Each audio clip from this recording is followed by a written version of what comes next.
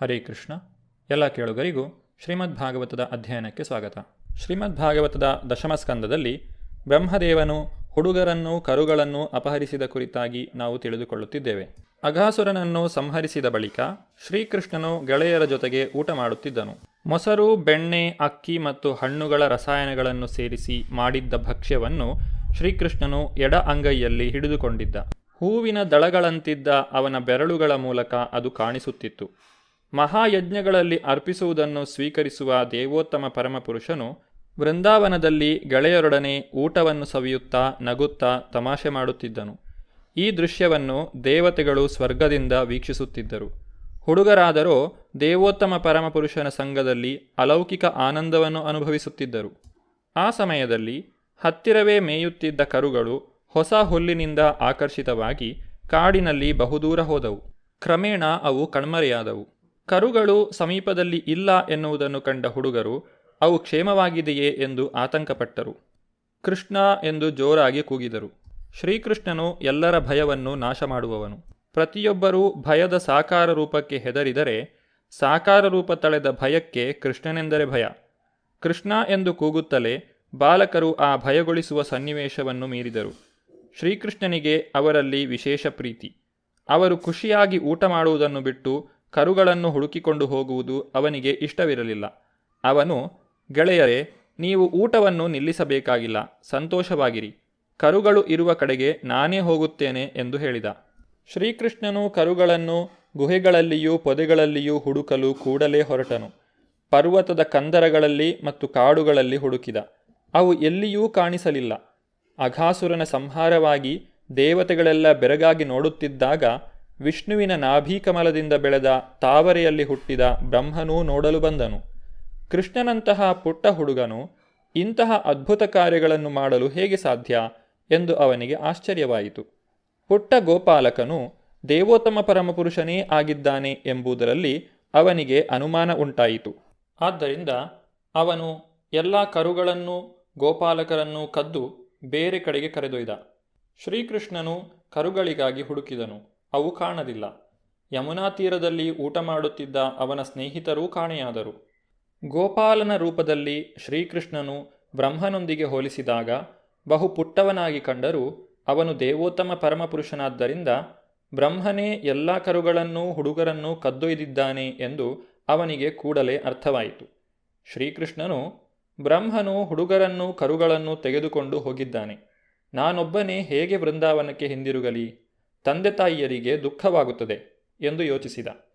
ತನ್ನ ಸ್ನೇಹಿತರ ತಾಯಂದಿರನ್ನು ತೃಪ್ತಿಗೊಳಿಸುವುದಕ್ಕಾಗಿ ಮತ್ತು ಬ್ರಹ್ಮನಿಗೆ ದೇವೋತ್ತಮ ಪರಮಪುರುಷನ ಹಿರಿಮೆಯನ್ನು ಮನದಟ್ಟು ಮಾಡಿಕೊಡುವುದಕ್ಕಾಗಿ ಅವನು ಕೂಡಲೇ ಗೋಪಬಾಲಕರಾಗಿ ಹಾಗೂ ಕರುಗಳಾಗಿ ತನ್ನನ್ನು ವಿಸ್ತರಿಸಿಕೊಂಡ. ದೇವೋತ್ತಮ ಪರಮಪುರುಷನು ತನ್ನ ಶಕ್ತಿಯಿಂದ ಇಷ್ಟೊಂದು ಜೀವಿಗಳಾಗಿ ವಿಸ್ತಾರಗೊಳ್ಳುತ್ತಾನೆ ಎಂದು ವೇದಗಳಲ್ಲಿ ಹೇಳಿದೆ. ಆದ್ದರಿಂದ ಇಷ್ಟು ಸಂಖ್ಯೆಯ ಬಾಲಕರಾಗಿ ಮತ್ತು ಕರುಗಳಾಗಿ ವಿಸ್ತರಿಸಿಕೊಳ್ಳುವುದು ಅವನಿಗೆ ಕಷ್ಟವಾಗಲಿಲ್ಲ.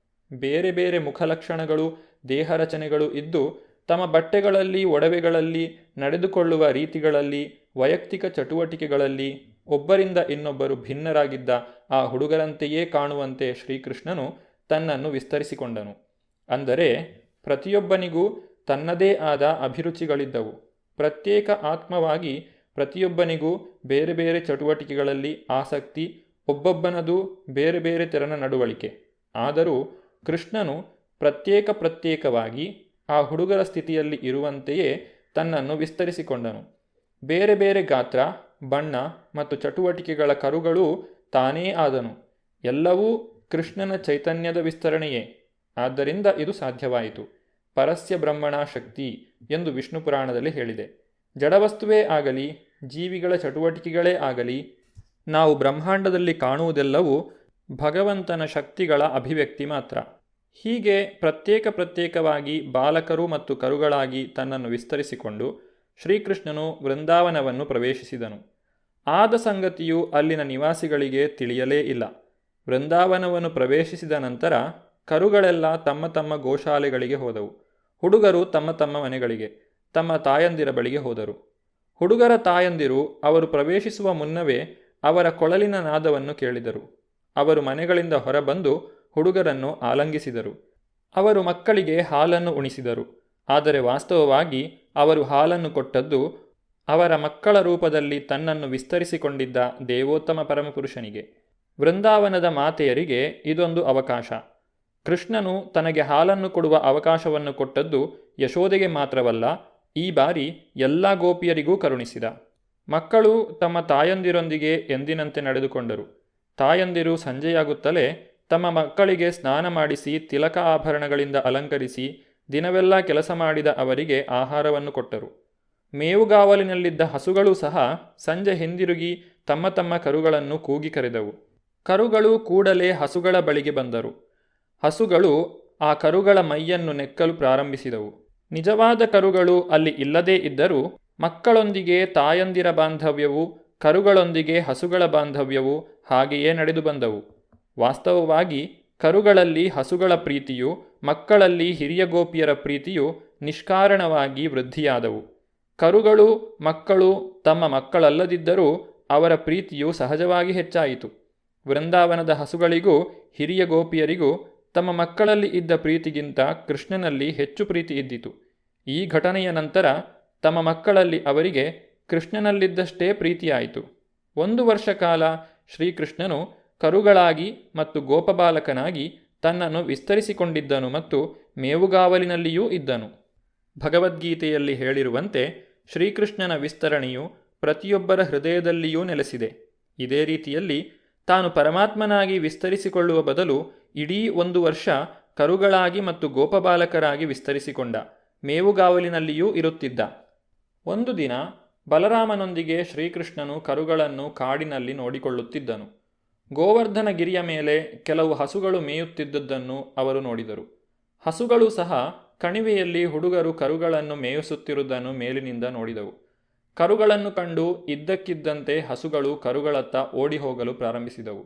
ಅವು ಹಿಂಗಾಲು ಮುಂಗಾಲುಗಳು ಸೇರಿದಂತೆ ನೆಗೆದು ಬರುತ್ತಿದ್ದವು. ಹಸುಗಳ ಮನಸ್ಸು ಕರುಗಳಲ್ಲಿ ಪ್ರೀತಿಯಿಂದ ಎಷ್ಟು ಕರಗಿ ಹೋಯಿತೆಂದರೆ ಅವು ಗೋವರ್ಧನಗಿರಿಯ ಮೇಲಿನಿಂದ ಕೆಳಕ್ಕೆ ಹುಲ್ಲುಗಾವಲಿನವರೆಗೆ ಇದ್ದ ದಾರಿಯ ಕಲ್ಲು ಮುಳ್ಳುಗಳನ್ನು ಲಕ್ಷ್ಯ ಮಾಡಲಿಲ್ಲ. ಅವುಗಳ ಕೆಚ್ಚಲು ಹಾಲಿನಿಂದ ತುಂಬಿಕೊಂಡಿತ್ತು. ಅವು ಬಾಲಗಳನ್ನು ಮೇಲಕ್ಕೆತ್ತಿಕೊಂಡು ಕರುಗಳ ಬಳಿಗೆ ಬಂದವು. ಅವು ಗಿರಿಯನ್ನು ಇಳಿದು ಬರುತ್ತಿದ್ದಾಗ ಈ ಕರುಗಳು ತಮ್ಮ ಕರುಗಳಲ್ಲದಿದ್ದರೂ ಗಾಢವಾದ ಮಾತೃವಾತ್ಸಲ್ಯದಿಂದ ಅವುಗಳ ಕೆಚ್ಚಲಿನಿಂದ ಹಾಲು ಸುರಿಯುತ್ತಿತ್ತು. ಈ ಹಸುಗಳಿಗೆ ಸಣ್ಣ ಕರುಗಳು ಹಟ್ಟಿಯಲ್ಲಿ ಇದ್ದವು. ಗೋವರ್ಧನಗಿರಿಯ ಬುಡದಲ್ಲಿ ಮೇಯುತ್ತಿದ್ದ ಕರುಗಳು ಇನ್ನೂ ದೊಡ್ಡದಾಗಿದ್ದವು. ಅವುಗಳಿಗೆ ಹುಲ್ಲು ತಿಂದೇ ತೃಪ್ತಿಯಾಗಿತ್ತು. ಅವು ಹಾಲನ್ನು ಕುಡಿಯುವುದೆಂದು ನಿರೀಕ್ಷಿಸುವಂತಿರಲಿಲ್ಲ.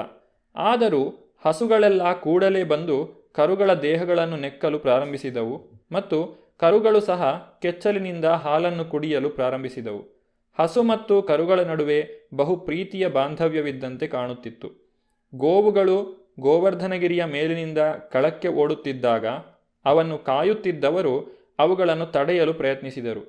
ದೊಡ್ಡ ಹಸುಗಳನ್ನು ದೊಡ್ಡವರು ನೋಡಿಕೊಳ್ಳುತ್ತಾರೆ, ಕರುಗಳನ್ನು ಹುಡುಗರು ನೋಡಿಕೊಳ್ಳುತ್ತಾರೆ. ಕರುಗಳು ಎಲ್ಲ ಹಾಲನ್ನು ಕುಡಿದು ಬಿಡದಂತೆ ಅವುಗಳನ್ನು ಹಸುಗಳಿಂದ ಪ್ರತ್ಯೇಕವಾಗಿ ಇಡುತ್ತಾರೆ. ಆದುದರಿಂದ ಗೋವರ್ಧನಗಿರಿಯ ಮೇಲೆ ದನಗಳನ್ನು ಕಾಯುತ್ತಿದ್ದವರು ಅವುಗಳನ್ನು ತಡೆಯಲು ಪ್ರಯತ್ನಿಸಿದರು. ಆದರೆ ಸಾಧ್ಯವಾಗಲಿಲ್ಲ. ತಮ್ಮ ವೈಫಲ್ಯದಿಂದ ಅವರಿಗೆ ದಿಕ್ಕು ತೋಚಲಿಲ್ಲ ಮತ್ತು ಅವರಿಗೆ ನಾಚಿಕೆಯಾಯಿತು, ಕೋಪ ಬಂದಿತು. ಅವರಿಗೆ ತುಂಬ ಬೇಸರವಾಯಿತು. ಆದರೆ ಅವರು ಕೆಳಕ್ಕೆ ಇಳಿದು ಬಂದು ಕರುಗಳನ್ನು ಕಾಯುತ್ತಿದ್ದ ತಮ್ಮ ಮಕ್ಕಳನ್ನು ನೋಡಿದಾಗ ಇದ್ದಕ್ಕಿದ್ದಂತೆ ಪ್ರೀತಿ ಉಕ್ಕಿತು. ಇದು ಬಹು ಆಶ್ಚರ್ಯಕರವಾಗಿತ್ತು. ಕೂಡಲೇ ಅವರ ಕೋಪ, ಅಸಮಾಧಾನ ಮತ್ತು ಬೇಸರ ಮಾಯವಾದವು. ಮಕ್ಕಳಲ್ಲಿ ಪಿತೃವಾತ್ಸಲ್ಯವನ್ನು ತೋರಿ ಬಹುಪ್ರೀತಿಯಿಂದ ಅವರನ್ನು ತಮ್ಮ ತೋಳುಗಳಲ್ಲಿ ಎತ್ತಿಕೊಂಡು ತಬ್ಬಿಕೊಂಡರು. ತಮ್ಮ ಮಕ್ಕಳ ಮುಂದಲೆಯನ್ನು ಆಘ್ರಾಣಿಸಿ ಅವರ ಸಂಘದಲ್ಲಿ ಬಹುವಾಗಿ ಸುಖಿಸಿದರು. ಮಕ್ಕಳನ್ನು ಆಲಂಗಿಸಿದ ಮೇಲೆ ದೊಡ್ಡವರು ಹಸುಗಳನ್ನು ಗೋವರ್ಧನಗಿರಿಯ ಮೇಲ್ಭಾಗಕ್ಕೆ ಮತ್ತೆ ಉದುರಿದವು. ಕರುಗಳಿಗೂ ಮಕ್ಕಳಿಗೂ ಅಷ್ಟೊಂದು ಗಮನದ ಅಗತ್ಯವಿಲ್ಲದೇ ಇದ್ದಾಗ ಹಸುಗಳ ಮತ್ತು ಕರುಗಳ ನಡುವೆ ಮತ್ತು ತಂದೆಯರು ಮತ್ತು ಅವರ ಮಕ್ಕಳ ನಡುವೆ ತೋರಿಬಂದ ಈ ಅಸಾಧಾರಣ ಪ್ರೀತಿಯ ಬಾಂಧವ್ಯವನ್ನು ಬಲರಾಮನು ಕಂಡಾಗ ಈ ಅಪೂರ್ವ ಸಂಗತಿಯು ಏಕೆ ನಡೆಯಿತು ಎಂದು ಆಶ್ಚರ್ಯಪಟ್ಟನು. ವೃಂದಾವನದ ನಿವಾಸಿಗಳೆಲ್ಲ ಕೃಷ್ಣನಲ್ಲಿ ತೋರುತ್ತಿದ್ದಷ್ಟೇ ಪ್ರೀತಿಯನ್ನು ತಮ್ಮ ಮಕ್ಕಳಲ್ಲಿ ತೋರಿಸಿದ್ದನ್ನು ನೋಡಿ ಅವನಿಗೆ ವಿಸ್ಮಯವಾಯಿತು.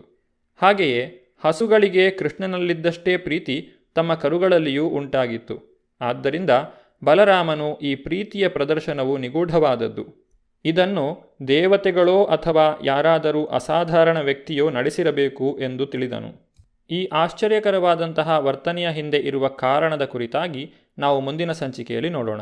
ಧನ್ಯವಾದಗಳು. ಹರೇ ಕೃಷ್ಣ.